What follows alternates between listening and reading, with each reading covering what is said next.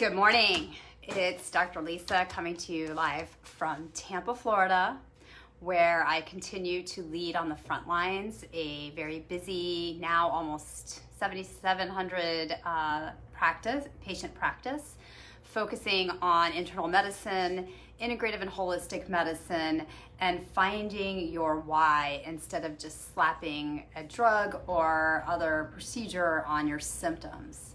So with that background of my constant why, I have begun to ask why more aggressively with regards to this pandemic. And if you caught my live yesterday, which thank you all so much for sharing, we're at about 1.2K on the views and still going strong about the bill that they're trying to pass. And I'm going to spend some time this afternoon collecting all the links to the petitions and your links to speak to your legislators so that I'm comfortable that they are safe links instead of just people posting them underneath, although I do appreciate that as well. But today, what I wanted to talk about is a couple of things. One is that the CDC has come out and admitted that the first batch of the coronavirus testing kits were actually tainted. I don't know if you guys saw that, but that was another one that made me sit back and need a minute to calm down, because the batch was deemed uninterpretable, and when they went back and the CDC started to look at what happened, they said it was contaminated with coronavirus. Really? So that became uninterpretable, and now we're talking about a bill that would allow them to come in and test with these test kits that I have no way of believing or knowing or thinking at this point that they're trustworthy. And then they have access to control everybody we have had contact with.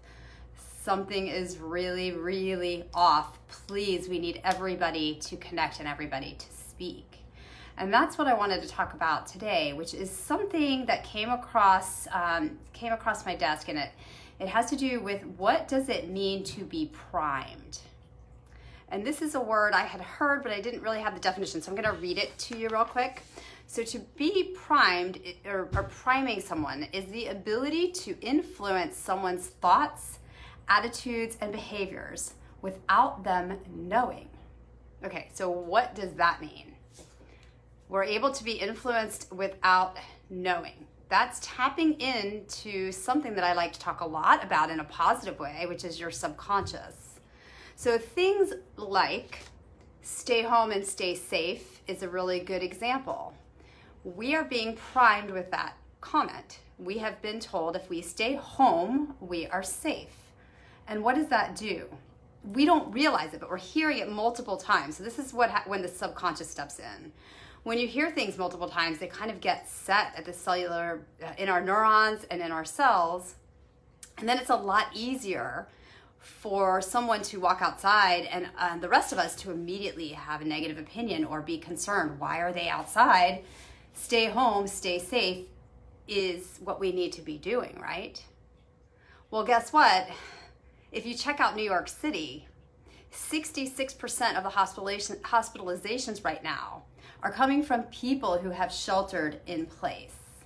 So these people are getting sick even though they are staying home. And we have been primed or brainwashed, whatever word you want to use, because it really is some form of brainwash, to believe that if we stay home, we are safe. So what I wanted to bring up the concept of priming, because I don't think I ever gave it the attention that I should.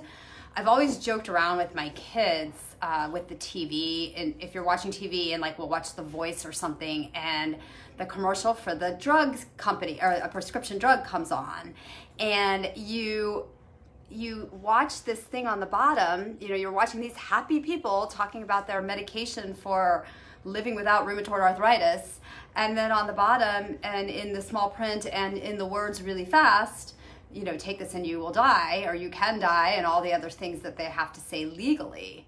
So I've always thought if you were an alien or somebody from a different place and popped in here, you would say, what is going on? These people are being primed. They are being given pictures that look happy, but then they're being told things that are not so happy.